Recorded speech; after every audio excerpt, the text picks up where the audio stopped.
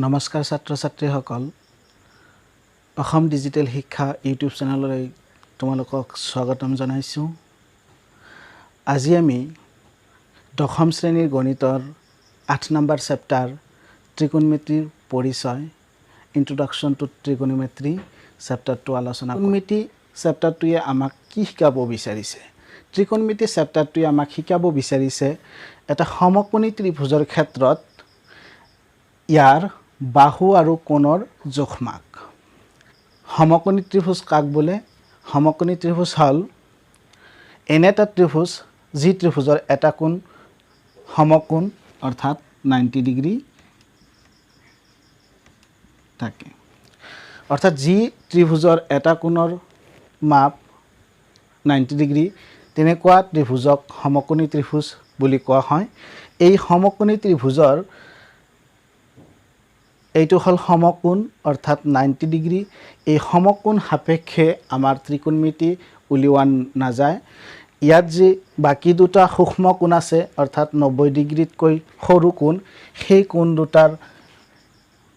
সাপেক্ষে ত্ৰিকোণমিতিক অনুপাত উলিওৱা যাব। তো ইয়াত হয়তো এ কোণ সাপেক্ষে নাইবা সি কোণ সাপেক্ষে ত্ৰিকোণমিতিক অনুপাত উলিওৱা যাব। তো প্ৰথমতে আমি ত্ৰিকোণমিতিৰ পৰিচয় চেপ্টাৰটোত ত্ৰিকোণমিতিক অনুপাত 6টা আছে। এই ত্ৰিকোণমিতিক অনুপাত 6টাৰ নাম আমি মুখস্থ কৰি ল'ব লাগিব। সেই নামকেইটা চোৱা: 1 number sign, 2 cosine, 3 tangent, 4 কছেকেণ্ট, 5 second, 6 কটেনজেণ্ট। এই 6টা নাম হল সম্পূৰ্ণ নাম, কিন্তু আমি অংকবোৰ কৰিবলৈ হলে ইয়াৰ সংক্ষিপ্ত ৰূপহে ব্যৱহাৰ কৰিব লাগিব। তো সংক্ষিপ্ত ৰূপ কেইটা মুখস্থ কৰিলেই হৈ যাব। তোমালোকে সংক্ষিপ্ত নাম কেইটা চাই লোৱা। ইয়াৰে ইটো নালাগে তেতিয়া হৈ যাব সাইন। কসাইনৰ এইখিনি নালাগে কস, আৰু টেনজেণ্টৰ এইখিনি নালাগে তেতিয়া হৈ যাব ই টেন। 4 নম্বৰটো হ'ব কছেকেণ্টৰ এইখিনি নালাগে তেতিয়া হৈ যাব কছেক, আৰু 5 নম্বৰটো সেকেণ্ডৰ এইখিনি নালাগে হৈ যাব সেক, আৰু কটেনজেণ্টৰ পৰা এইখিনি নালাগে সংক্ষিপ্ত ৰূপত তেতিয়া হৈ যাব কট। চোৱা এতিয়া নামকেইটা আমি মুখস্থ কৰিম। সাইন, কস, টেন মুখস্থ কৰি ল'বা। তোমালোকে লগে লগে মুখস্থ কৰি ল'বা। লাগে ভিডিঅ'টো তোমালোকে পজ কৰিবা, পজ কৰি নামকেইটা মুখস্থ কৰিবা, তাৰপিছতহে ভিডিঅ'বোৰ চাবা, তেতিয়াহে সম্পূৰ্ণকৈ এই চেপ্টাৰটো বুজি পাবলৈ সক্ষম হ'বা। তো প্ৰথম 3টা মুখস্থ কৰিবা: সাইন, কস, টেন। সেইকাৰণে মই 3টা ভাগ ভাগকৈ অলপ লিখিছোঁ, তোমালোকে লক্ষ্য কৰা। সাইন, কস, টেন, কছেক, সেক, কট। তো এই 6টা ত্ৰিকোণমিতিক অনুপাত আমি মুখস্থ কৰি ল'ব লাগিব। এতিয়া চোৱা, মই আগতেই ক'লোঁ বি কোণ অৰ্থাৎ সমকোণ সাপেক্ষে কেতিয়াও ত্ৰিকোণমিতিক অনুপাত আমি উলিয়াব নাযাওঁ বা ওলাব নোৱাৰি। এ কোণ নাইবা চি অৰ্থাৎ সূক্ষ্ম কোণ যি দুটা আছে 90 ডিগ্ৰীতকৈ সৰু কোণ, সেই দুটা কোণৰ হিচাপেহে আমি ত্ৰিকোণমিতিক অনুপাত উলিয়াম। এতিয়া ধৰা আমি এই কোণ সাপেক্ষে ত্ৰিকোণমিতিক অনুপাতটো উলিয়াব বিচাৰিছোঁ, তেতিয়া আমাৰ নামকেইটা এনেকুৱা হৈ যাব: সাইনে,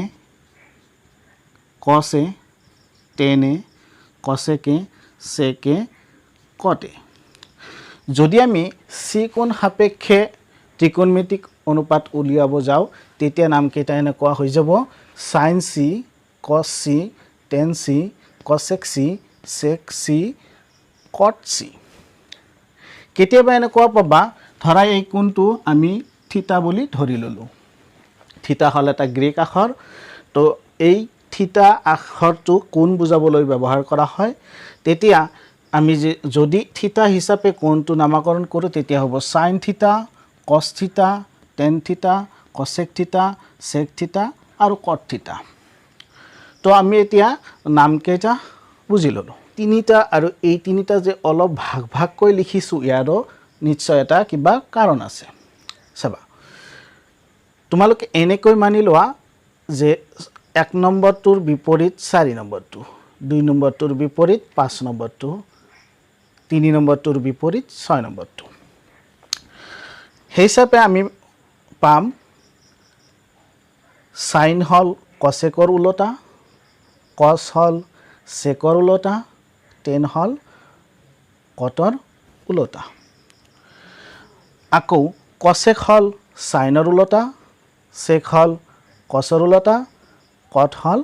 টেনৰ উলটা তো আমি ক'ব পাৰো এই তিনিটা উলটা এই তিনিটাৰ উলটা এই তিনিটা গতিকে নাম কেইটা যেতিয়া মুখস্থ হৈ যাব তেতিয়া নেক্সট স্টেপত আমি আগবাঢ়িম নেক্সট স্টেপটো হল ইয়াৰ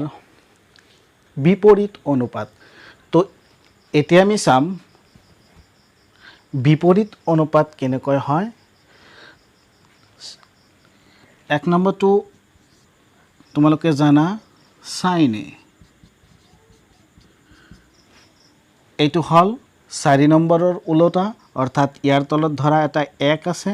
আমি উলৰাই দিলো তেতিয়া হ'ব 1 cosec a তো সাইনেৰ বিপৰীত অনুপাতটো হ'ব 1 cosec a 2 নম্বৰটো cos a আছে গতিকে cos a হৈ যাব sec এৰ উলটা অৰ্থাৎ 1 sec a 3 নম্বৰটো tan a আছে tan a হৈ যাব cot-ৰ উলটা অৰ্থাৎ 1 cot a 4 নম্বৰটো আছে cosec a হৈ যাব 1 নম্বৰটোৰ উলটা অৰ্থাৎ 1 sin a 5 নম্বৰটো আছে sec a sec হৈ যাব cos-ৰ উলটা গতিকে 1 cos a 6 নম্বৰটো আছে cot a হৈ যাব 3 নম্বৰটোৰ উলটা অৰ্থাৎ 1 tan a মানে ত্ৰিকোণমিতিৰ পৰিচয় এই চেপ্টাৰটোত আমি ভালেখিনি অভেদ সূত্ৰ এইবিলাক আগতে প্ৰথমতে কি কৰি ল'ব লাগিব মুখস্থ কৰি ল'ব লাগিব মুখস্থ কৰিবই লাগিব যদি মুখস্থ কৰিব পাৰো তেতিয়াহে আমি অংকবোৰ বুজি পাম তো এইখিনিতে মই আৰু দুটা ইম্পৰ্টেন্ট হিচাপে দুটা সূত্ৰ দি ল'ব বিচাৰিছো মন কৰিবা সাইনক যদি কসেৰে হৰণ কৰা যায় tan পোৱা যায় অৰ্থাৎ tan এৰ সূত্ৰটো এনেকুৱা হ'ব sin a cos a তো আৰু এটা হ'ব tan ৰ উলটা আছিল tan আছিল 3 নম্বৰটো গতিকে 6 নম্বৰটো হ'ব এনেকুৱা cot a ইয়াৰ উলটা অৰ্থাৎ cos a sin a তো প্ৰথমতে এই তিনিটা বস্তু মুখস্থ কৰি লৈ লোৱা প্ৰথমতে হল ত্ৰিকোণমিতিৰ অনুপাত 6টা নাম কেইটা মুখস্থ কৰিবা সিৰিয়ালি নেক্সট হল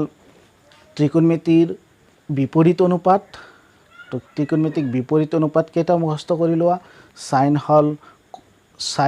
কসেকৰ উলটা cos হল সেকৰ উলটা tan হল কটৰ উলটা সেইমতে এই অনুপাত কেইটা আহিছে আৰু এটা হল tan hall sin a cos a আৰু cot a hall cos a sin a ইয়াৰ উলটা গতি এইখিনি প্ৰথমতে আমি মুখস্থ কৰি ল'ব লাগিব তাৰ পিছত আমি সমকোণী ত্ৰিভুজৰ পাইথাগোৰাছৰ সূত্ৰ ব্যৱহাৰ কৰি যিকোনো দুটা বাহুৰ মান জনা থাকিলে তৃতীয় বাহুটো কেনেকৈ ওলাব লাগে সেই হিচাপটো আমি কৰি ল'ম আমি এতিয়া সমকোণী ত্ৰিভুজত পাইথাগোৰাছৰ সূত্ৰটো কি আছিল এবাৰ আলোচনা কৰি ল'ম তো পাইথাগোৰাছৰ উপপাদ্য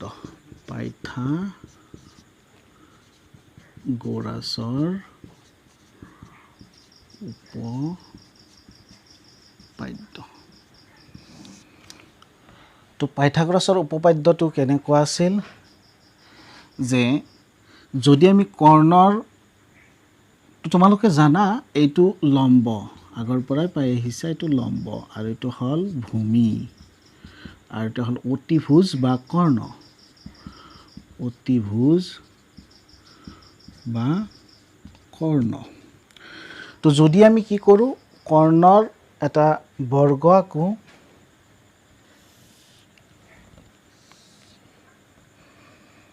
বৰ্গ জানা তোমালোকে এনে এটা চতুৰ্ভুজ যাৰ বাহুকেইটা সমান আৰু কৰ্ণ দুটাও সমান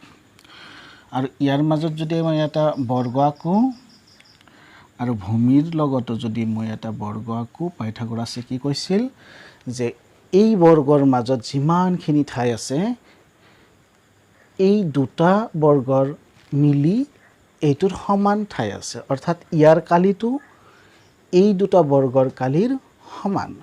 সেইকাৰণে আমি ক'ব পাৰোঁ পাইথাগোৰাছৰ উপপাদ্যটো এনেকুৱা যে অতিভুজৰ বৰ্গ বা কৰ্ণৰ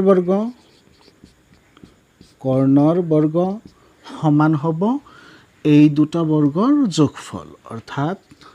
ভূমিৰ বৰ্গ যোগ লম্ব বৰ্গ এতিয়া চোৱা যদি আমি এই ত্ৰিভুজটোৰ নাম এ বি চি ৰাখোঁ তেতিয়া কৰ্ণৰ নামটো হ'ব এ চি ভূমিৰ নামটো হ'ব এ বি আৰু লম্বৰ নামটো হৈ যাব পি চি তেতিয়া পাইথাগোৰাছৰ সূত্ৰটো কেনেকুৱা হৈ যাব কৰ্ণ মানে এ চি অৰ্থাৎ এ চি স্কুৱেৰ ভূমি হ'ল এ বি তো এ বি স্কুৱেৰ প্লাছ লম্ব হ'ল বি চি তো বি চি স্কুৱেৰ তো ইয়াৰ পৰা আমি তিনিটা সূত্ৰ লৈ ল'ম চোৱা যদি মই এ স্কুৱেৰটো উঠাই দিওঁ তেতিয়া হৈ যাব এ চি স্কুৱেৰটো উঠাই দিলে ইফালে বৰ্গমূল হয় তোমালোকে জানা তো A B square plus B C square অৰ্থাৎ যদি কেতিয়াবা এই কৰ্ণৰ মান উলিয়াব লাগে তেতিয়া ৰুট অভাৰ এই দুটাৰ বৰ্গ যোগ কৰি দিব লাগে অৰ্থাৎ এ বি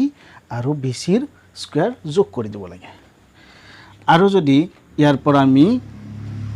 ধৰা এইটো বাহুৰ মান উলিয়াম তেতিয়া এ বি তো এ বিৰ মান ওলাবলৈ হ'লে এইটো ইফালে আহিলে মাইনাছ হ'ব আৰু স্কুৱেৰটো উঠাই দিলে ৰুট অভাৰ হ'ব অৰ্থাৎ সহজতে মই কৈ দিছোঁ কেনেকুৱা যে এ বি উলিয়াব লাগে এটা চুটি বাহু ইয়াৰে ভিতৰত আটাইতকৈ কৰ্ণটো হ'ল দীঘল বাহু গতিকে চুটি বাহুৰ এটা ওলাবলৈ হ'লে তো এ বিৰ মানটো যেতিয়া ওলাম তেতিয়া ৰুট অভাৰ দিবা দি কেনে এইটো স্কুৱেৰ ডাঙৰটো অৰ্থাৎ কৰ্ণৰ স্কুৱেৰৰ পৰা এইটো স্কুৱেৰ বিয়োগ কৰি দিবা অৰ্থাৎ A C square minus B C square আৰু যদি আমি বি চিৰ মানটো কেতিয়াবা ওলাব লগা হয় বি চি তেতিয়া বি চিৰ মানটো ওলাই দিবা কেনেকৈ বি চিও এটা এই তিনিটাৰ ভিতৰত ডাঙৰ বাহুটো বাদ দিলে এই চুটি দুটাৰ মাজত এটা গতিকে এইটো বাহু ওলাবলৈ হ'লে এই ডাঙৰটোৰ পৰা এইটো বিয়োগ কৰি দিবা তেতিয়া হ'ব ৰুট অভাৰ এ চি স্কুৱেৰ মাইনাছ এ বি স্কুৱেৰ এ চি স্কুৱেৰ মাইনাছ এ বি স্কুৱেৰ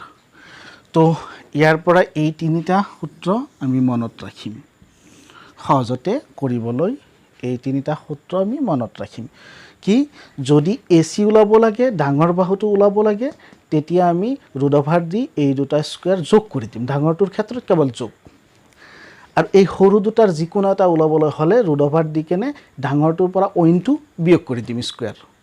অৰ্থাৎ বৰ্গ কৰি বিয়োগ কৰি দিম তো এতিয়া আমি পাইথাগোৰাছৰ সূত্ৰৰ পৰা এই তিনিটা সমীকৰণ লৈ ল'লোঁ এই তিনিটা আমি মুখস্থ কৰি ল'ম ঠিকে আছে এতিয়া এবাৰ আমি ত্ৰিকোণমিতিক বাহুৰ অনুপাত কেইটা এবাৰ আমি চাই ল'ম ত্ৰিকোণমিতিক বাহুৰ অনুপাত তো যেতিয়া আমি এ কোণ সাপেক্ষে ত্ৰিকোণমিতিক বাহুৰ অনুপাত উলিয়াম তেতিয়া চাবা সদায় যি কোণ সাপেক্ষে আমি ত্ৰিকোণমিতিক উলিয়াম সেই কোণটোৰ বিপৰীত যিটো বাহু থাকে সেই বাহুটো হ'ব লম্ব আৰু এই কোণৰ লগতে এইটো হ'লটো কৰ্ণ এইটো তোমালোকে ফিক্স বুলি ধৰি ল'বা এইটো কৰ্ণ আৰু এই কোণটোৰ সংলগ্ন যিটো বাহু আছে লগতে যিটো বাহু আছে সেই বাহুটো হ'ব ভূমি তো বিপৰীত বাহুটো হ'ল লম্ব আৰু এই কোণৰ লগতে যিটো থাকিব বাহু সেইটো হ'ল ভূমি সদায় কৰ্ণই হৈ থাকিব কৰ্ণও ক'ব পাৰোঁ আমি অতিভুজ বুলিও ক'ব পাৰিম মই কৰ্ণ বুলি কৈ ভাল পাওঁ মই কৰ্ণ বুলি ক'ম আচলতে অতিভুজ ক'ব লাগে যদিও আমি কৰ্ণ বুলিয়ে ইয়াত ক'ম সহজৰ ক্ষেত্ৰত তো যেতিয়া আমি চি কোণ সাপেক্ষে কথা ক'ম তেতিয়া চি কোণ সাপেক্ষে কথা ক'ম ইয়াৰ বিপৰীত বাহু এইটো হৈ যাব তেতিয়া লম্ব আৰু এই চি কোণৰ লগতে যিটো বাহু আছে সেইটো হৈ যাব তেতিয়া ভূমি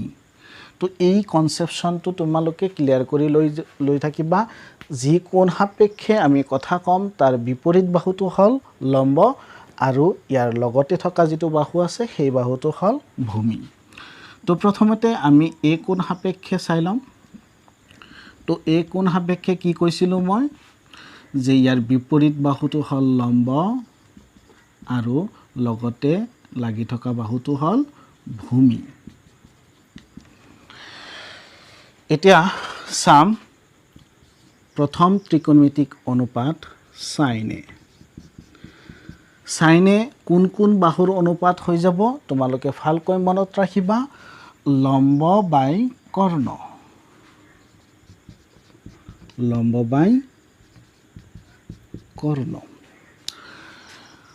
লম্ব বাই কৰ্ণ 2 নম্বৰটো হ'ল কছে তোমালোকে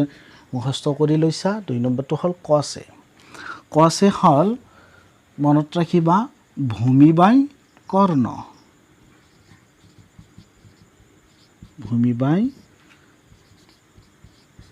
কৰ্ণ 3 নম্বৰটো হ'ল টেনে হ'ল লম্ব বাই ভূমি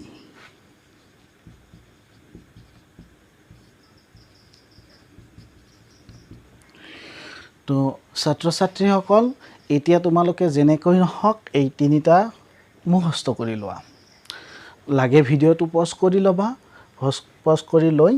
এই তিনিটা মুখস্থ কৰি লোৱা প্ৰথমটো হ'ল এইটো বাই এইটো অৰ্থাৎ লম্ব বাই কৰ্ণ সেকেন্ডটো হ'ল ভূমি বাই কৰ্ণ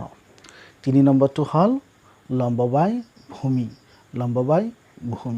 লম্ব বাই কৰ্ণ ভূমি বাই কৰ্ণ লম্ব বাই ভূমি যেনেকৈ নহওক এই তিনিটা মুখস্থ কৰি লোৱা নেক্সট তিনিটা আছে নেক্সট তিনিটা তোমালোকে জানা এই তিনিটাৰ উলটা গতিকে 4 নম্বৰটো হ'ব মানে কসেক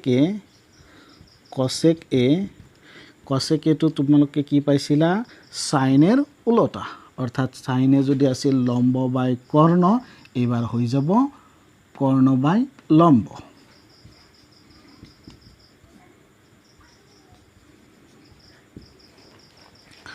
5 নম্বৰটো হ'ল সেক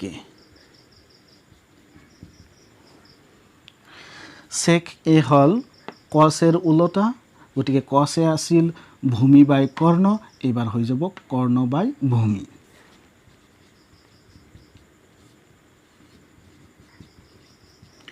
আর 6 নম্বরটো আছিলে কটে আছিলে 3 নম্বরটোর উলটা অর্থাৎ টেনের উলটা টেনে আমি মুখস্থ করেছি লম্ব বাই ভূমি তো এবার হয়ে যাব ভূমি বাই লম্ব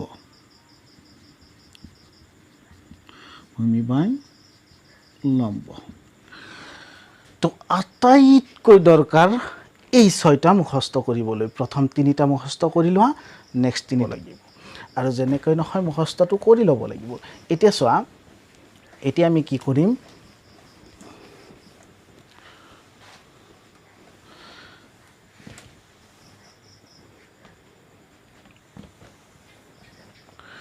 মৰমৰ ছাত্ৰ ছাত্ৰীসকল এতিয়া আমি এইখিনি যেহেতু মুখস্থ কৰি ললো আমি ভালকৈ এই কনসেপশনখিনি আমাৰ মাইণ্ডত সোমাই ল'ব লাগিব আৰু যেনেকৈ নহওক আমি এইখিনি মনত ৰাখিব লাগিব তেতিয়াহে আমি এই চেপ্টাৰটোৰ অংকবোৰ কৰিব পাৰিম দশম শ্ৰেণীৰ গণিতৰ সম্পূৰ্ণ কোৰ্স কমপ্লিট কৰিম গতিকে তোমালোকে মোৰ লগত থাকিবা চেনেলটো সাবস্ক্ৰাইব কৰিবা লগতে বেল আইকনটো প্ৰেছ কৰি ৰাখিবা যাতে মই ভিডিঅ'বোৰ আপলোড কৰাৰ লগে লগে তোমালোকে সোনকালে পাই যোৱা মৰমৰ ছাত্ৰ ছাত্ৰীসকল ইয়াৰ পিছৰ পাৰ্টত আমি লগ পাম থ্যাংক ইউ